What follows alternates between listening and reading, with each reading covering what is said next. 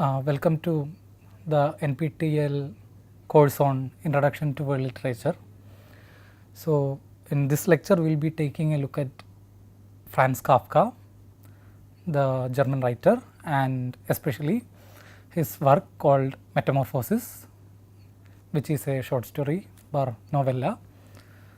So, we will be taking a look at Metamorphosis in detail, in some detail, because it is almost impossible to go through every interpretation that has been given to this story, but to understand this story completely will be a huge task, because this story has been put through rigorous academic analysis many times. So, to have a complete look at all of it will be mostly impossible. We will try to read Metamorphosis in some detail in this lecture, and as part of the course in world literature, as the name suggests, we will try to place Franz Kafka in world literary canon and also try to have some idea about how this work especially contributes to Kafka's place in world literary canon. So, there are two aims we have in this particular video. That first thing, we read Metamorphosis and try to understand at least a little bit about how this work works in literary canon and why it has got acceptance in literary canon. Placing Kafka in world literature is immensely important because it also has political connotations in the sense of politics as we use in day to day life, but also there is a politics of literary canon making which we do not see, but if one looks into it deeply, we can get some sense of how this literary canon production works. So, we will look at Kafka in that way too. So, we will have a short introduction to the story and its plot, so that we can understand the analysis we will be going through. We will be putting this so that we can understand how to analyze this in light of the so many academic rigorous analyses the story has been through. So, the story in its form is classified usually as a novella, which means it is longer than a short story, but shorter than a novel. Again, we will see Metamorphosis prescribed in university syllabi under say short story courses on short stories, and maybe in world literature or say readings in German literature, for example. So, that is about the form. It was written in 1915, around 9 years before Kafka's death in 1924, and Kafka has divided the novella into 3 parts, and that gives us a basis of classification of the events which happen in the story. And since this is a story which we usually see in most of university courses in literature, we will also see the formal, the textual implications of how the story is written, and also the more wide, broader understandings and connotations which the story gives us. So, the story starts with a very important sentence. I say this because that sentence is probably classified as one of those most important and lauded opening sentences of world literature. So, the story starts with a traveling salesman who deals in clothes waking up from a dream and realizing that overnight he has transformed into something non-human, which is given in most translations as a monstrous vermin. The Ungeheures Ungeziefer is the German original, and the translation usually is, as I explained, is monstrous vermin, but Many translations also give us the translation as bug, a big bug or a huge beetle or a dung beetle or etc., and so on and so on. So, I will give you a brief explanation of the three parts, the plot line. So, part 1 is about Samsa. Grigor Samsa is the protagonist of this novella, about him waking up and realizing that he has transformed into something non-human, and he realizes that he is late for his work, and he keeps thinking about his work, and in this part we get an idea of what Samsa is, what is his job, what is his surroundings, how is it family, and etc., etc. Then the clerk comes to meet Samsa because Samsa has not yet shown up for work, and his mother, father and his younger sister named Grete is also getting worried about why is Samsa still not awake.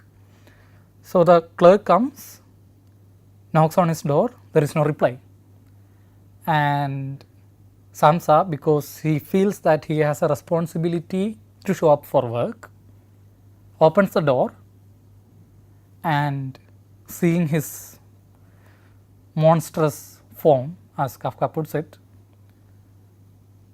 the clerk runs away from the home, and father chases Samsa back into his bedroom. So, this is the first part where we are given an introduction into the social surrounding and a brief look into Samsa's mind. From this section we also understand that Samsa's occupation and his financial situation in relation to his family is an important thing in this text. We will see that when it comes to the analysis part, but also again we also see how Samsa's thinking process is in terms of how he thinks about his work. We also see how Samsa's thinking process is in relation to his work. So, we have a long description of how Samsa thinks about his work and the problems that might happen if he does not show up for work, and its possible ramifications on the financial situation of his family, and etc., etc. So, here we have a both material and also a subjective insight into what this story is going to be about. In part 2, we have his younger sister Grete giving him food. Now, we understand that the family has come into terms with Samsa's condition, as in how he is no more human and how he has turned into a beetle. So, we see the family going on as if it is a usual thing, as if there is nothing much which had happened, but there is also an awareness in the family that something had happened already, because we see them talking about their financial situation because Samsa will not be able to go to work anymore, and also we see how the attitudes change in people around Samsa. So, for example, Grete is very kind towards him now.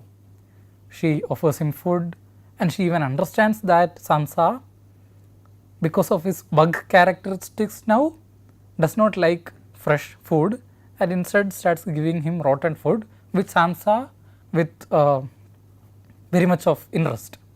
So, this transformation, which is detailed by Kafka, is of interest to us.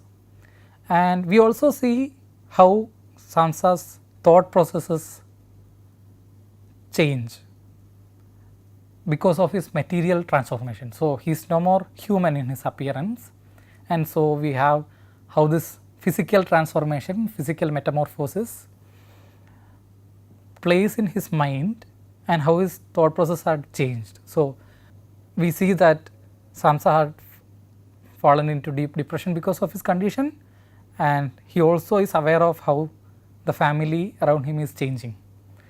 So, we also have details like Grete and his mum taking the furniture away from his room so that Samsa can move around freely and climb the walls and etc. etc. This is also one of those important points when we see Samsa reacting to his environment. So now he realizes that he can climb the walls and he can walk in the ceiling and etc. etc. And he also hides behind the furniture or hides under the bed whenever his mom and sister comes in, so as not to scare them. And in this moment in the story, when Grete screams at Samsa and Samsa is unable to go back into his bedroom, his father chases him with a cane and throws apples at Samsa, of which one apple gets lodged in his back in a sensitive spot, as Kafka puts it, and Samsa becomes incapacitated to move or to think freely. So it causes him permanent injury and Samsa has to stay in his bedroom. In part 3, there are 3 lodges in Samsa's house.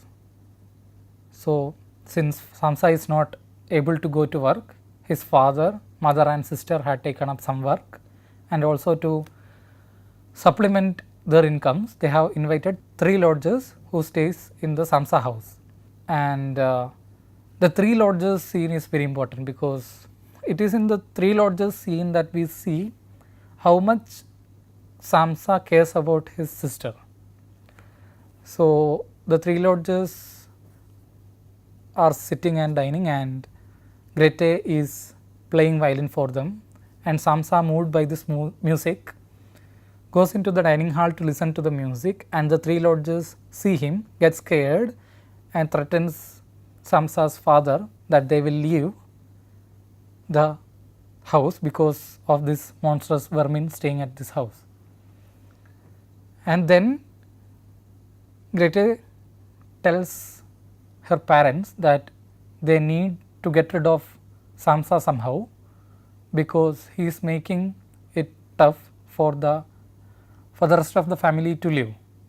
So hearing this, Samsa, staying in his bedroom, starves himself to death. So this is an ambiguous point in the story, because we don't know for sure if it is voluntarily starving oneself to death, or is it because his body functions as We know that it is an ambiguous point in the story, because we do not know whether the death of Samsa is voluntary by starving himself to death, or an accident because his bodily functions have declined over time.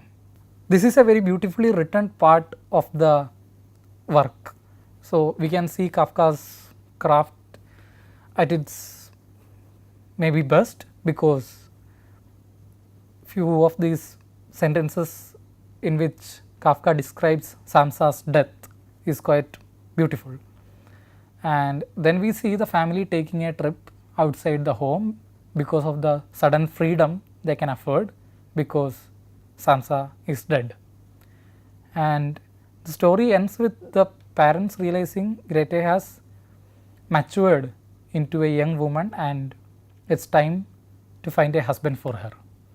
So we see that the metamorphosis has 2 implications. One is the metamorphosis of Samsa to a monstrous vermin, and the other is metamorphosis of Grete from a young girl child into a mature young woman.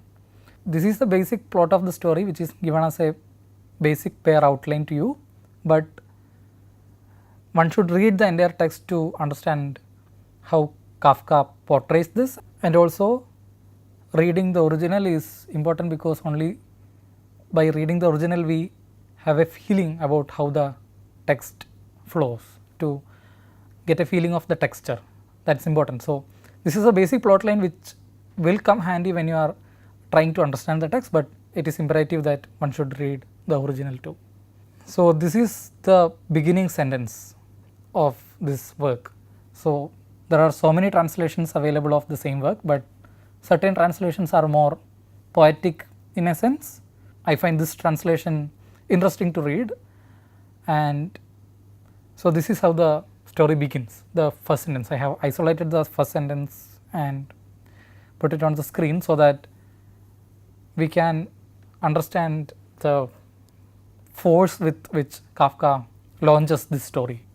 So, as Grigor Samsa awoke one morning from uneasy dreams, he found himself transformed in his bed into a monstrous vermin.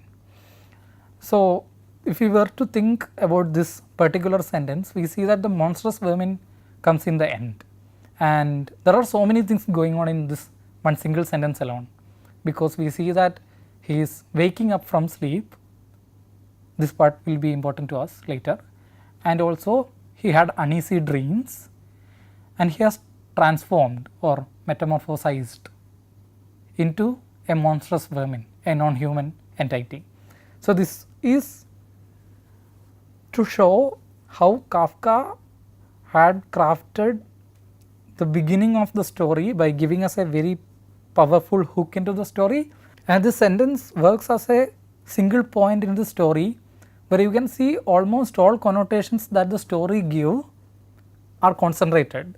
So, as I have said earlier, it is important to read the original to get a sense of how the formal elements of the text also works with the ideological connotations that the text has.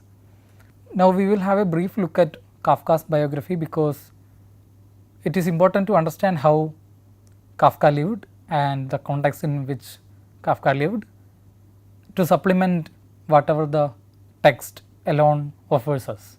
So, it is going to be a mix of both the text and the context which will be useful for us in understanding Kafka.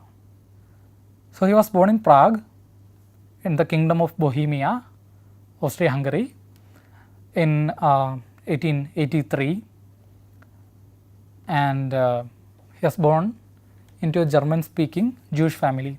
This is of importance to us, which we will understand when we talk about it later. So, the German speaking Jewish family is of importance to us, and also the year of birth, we should notice it, 1883, and he lived till 1924. So, this time period is also of important to us, because to place the story in a context and to understand the consciousness of the author working into manufacturing such a story becomes clear only when we see the time period in which he was located. So, 1883 to 1924 is the modern age, as in it is part of the modern age, and so we should take note of the age and also his identity as a German speaking Jew living in Prague, which is not a German speaking place. So, just to give you an idea of how Kafka is usually looked at by literary figures, we have a quote from Vladimir Nabokov. So, Vladimir Nabokov has had so many opinions on so many people.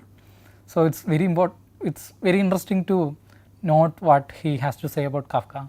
So, Kafka says, such poets as Rilke or such novelists as Thomas Mann are dwarfs or plaster saints in comparison to him. Him is obviously Kafka, and we should see who are these figures which Nabokov is referring to. So, Rilke, Rainer Maria Rilke and Thomas Mann, who are kind of literary stalwarts in their own canon, he is comparing them to Kafka as dwarfs. So, most probably it means something.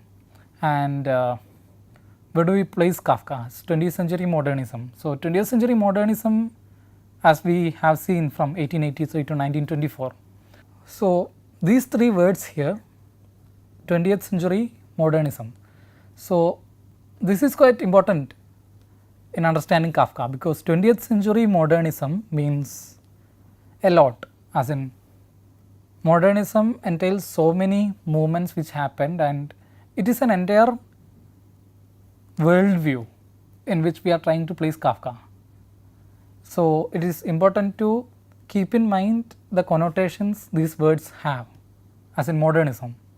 So, we can see here that we have associated a few words with modernism, say existentialism, bureaucracy, alienation. So, these are those buzzwords which everybody knows about. Existentialism, an important movement in philosophy which also bled into literature. Bureaucracy, the connotations go into multiple disciplines. So, for example, sociology for example, and alienation happening due to the modernist trends, or alienation happening due to the modern age is also another buzzword which we see in Marxist literary criticism and so on and so forth. So, how can we take these things into account while reading Kafka so as to see what the text gives us, and also to see how this entire ideological enterprise which manufacture text work through Kafka. So, Kafka's works has also given us a new word, Kafkaesque, which refers to the moods which Kafka usually gives us through his works. So, this is also of importance to us, which we will discuss later, and his work as in his profession. So, Kafka worked as an insurance claims adjuster in Bohemia, and this piece of information will also be of much importance to us. And another thing which all Kafka scholars talk about is Kafka's sexuality. So, this is also an important point which we should take into consideration, because as we know so many figures, for example Freud and so on, has talked about the role sexuality plays in human culture. So, Kafka's sexuality and his attitudes towards the same is of importance to us because it comes out in certain ways in his texts as symbols or as instances or as specific scenes. So, once we understand how Kafka's views on sexuality was linked to his internal workings of his consciousness, it gives us a sense of the author and the author's consciousness working in his literary constructs, as if the consciousness of the author is also manifesting itself as a literary form. So, this is also of importance to us, and we will discuss it later. And his self image, so that is also linked to Kafka's sexuality. So, how he viewed himself in relation to the society is also very interesting, because as we see in his other works, so let us say Hunger Artist and so on, we get an idea of how Kafka viewed himself in relation to the world. So, again this goes back into Kafka's sexuality, as in we are not going to discuss his preferences or anything, but we will be looking into how a sense of inadequacy has crept into Kafka's works, because that will give us insights into how Kafka's insights into how Metamorphosis works as a text. The influence of his father is yet another huge key point which all Kafka scholars again speaks a lot about, because there is a father figure in Metamorphosis who is very controlling and very authoritative, and we also have to look at influence of Kafka's father in his life, because that will also give us deeper insights into Kafka's literary productions, especially Metamorphosis, because there is a huge authoritative father figure in Metamorphosis whom we should analyze a little bit. So, these biographical details, including Kafka's time, the times in which Kafka lived, and his identity, including his sexuality and self image and profession, and also influence of his family on him. These things will be of great interest to us as we move along. Now, we will take a look of the themes which we can see in Metamorphosis. So, for ease of understanding, I have classified the themes into three. One, the first classification is the specific themes, and the second category is the general themes, and the third category is what influential figures in literary circles and academia has wrote about Kafka. The specific themes which I have enlisted here is a huge mix of different understandings of metamorphosis. So, this is specific to metamorphosis, while the second part, which is the general themes, are not specific to metamorphosis, but appear in metamorphosis and is also seen across most of the modernist writings. So, say modernity and influences of modernity and how humans come into, how humans shape their identity, the search for identity and existence. So, huge words, but very meaningful too. So, that is the second part, and the third category, which is neither specific nor general, but contemporary writers and thinkers have spoken about Kafka and his works. So, how we are going to go about discussing metamorphosis is by starting with the specific themes, then trying to place these specific themes along with a wider understanding using a few general themes, and then we try to understand some interesting but very relevant insights into Kafka's writing. So, we will start with a bit of biographic interpretation and a bit of feminist literary criticism and textual understanding, and of course, psychoanalytic understandings, and then maybe a little bit of class critique, and that is how we will go about this. So, let us start with the specific theme. So, now this is very interesting because whatever we know about Kafka in his biography comes into play with the text. So, let us go to the biographic part first. So, his father figure. So, as we saw earlier, we already spoke about his father being an authoritative figure in his life and how it must have bled into his literary productions. So, let us see. Kafka wrote a 20ish pages odd letter to his father. So, it is published as letter to his father, and it gives us very interesting insights into how Kafka's consciousness had placed his father. So, the father figure which we see in Metamorphosis is very close to his biological father, Kafka's biological father, called his name was Hermann Kafka. So, there are specific details which are of interest to us. So, for example, we see that his father had called Kafka's vermin. So, which we see transforms into Metamorphosis as a monstrous vermin, and rebellion against father is another main theme here. So, Kafka was not a rebel in the layman sense of the term, because we do not see details in his biography where he had actively opposed his father, but there is always a sense of inadvocacy in Kafka when in relation to his father. So, we see that there is a kind of filial loyalty of Kafka with his father in his real life. So, that kind of bleeds into Metamorphosis too, because we see that Samsa is terribly afraid of his father.